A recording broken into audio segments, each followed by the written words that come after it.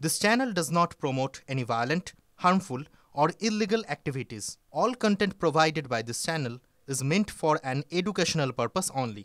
Top quality और consistent performance के लिए सिर्फ सिल्वर पंप नाम याद रखना। বয়স হয়েছে পোস্ট অফিসের, বছর বছর ধরে এই দেশের প্রতিটা মানুষকে সেবা করেছে সে।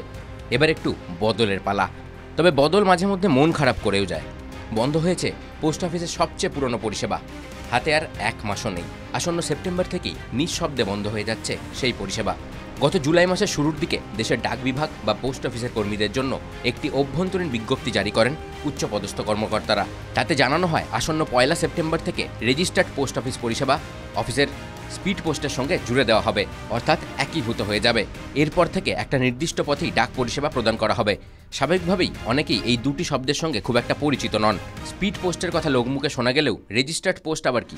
খুব সহজ ভাষায় বলতে গেলে চিঠি বা কোনো কুরিয়ার পাঠানোর ক্ষেত্রে পোস্ট অফিসের তৈরি করা সবচেয়ে পুরনো পরিষেবাটাই হলো রেজিস্টার্ড পোস্ট, যাকে আজও সবচেয়ে নিরাপদ বলে চিহ্নিত করা হয়ে থাকে। উল্টো দিকে রয়েছে স্পিড পোস্ট, তা অনেকটাই প্রিমিয়াম। মূলত দ্রুত কোনো কিছু পাঠানোর ক্ষেত্রে এই পরিষেবা ব্যবহার করা হয়ে থাকে, যা খরচ সাপেক্ষ। এবার এই স্পিড পোস্টের সঙ্গে জুড়ে দেওয়া হচ্ছে রেজিস্টার্ড পোস্টকে। কিন্তু কেন? ওই জারি হওয়া বিজ্ঞপ্তিতে বলা হয়েছে ডাক পরিষেবাকে আরও স্বচ্ছ, দ্রুত এবং সর্বোপরি ট্র্যাকেবল করার জন্যই এই সিদ্ধান্ত।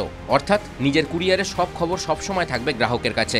হিন্দুস্তান টাইমসের প্রতিবেদন অনুযায়ী ডিডিজি মেল অপারেশন দুষ্মন্ত মুগডল এই বিজ্ঞপ্তির পর পোস্ট অফিসের আওতায় থাকা সমস্ত দপ্তরকে প্রয়োজনীয় পরিবর্তনগুলির নির্দেশ দিয়েছেন। কার্যত রেজিস্টার্ড পোস্ট পরিষেবাকে মুছে ফেলার কথা বলছেন তিনি। TV9 Bangla digital.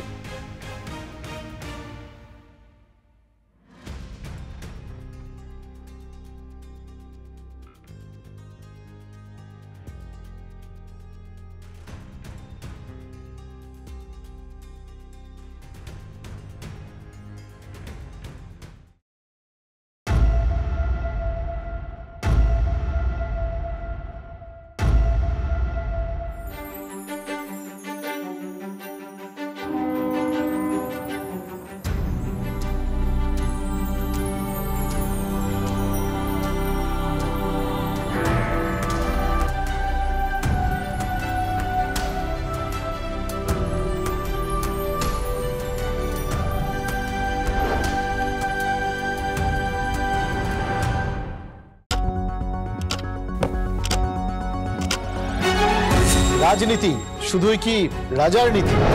রাজা উজিরের চোখে নয়,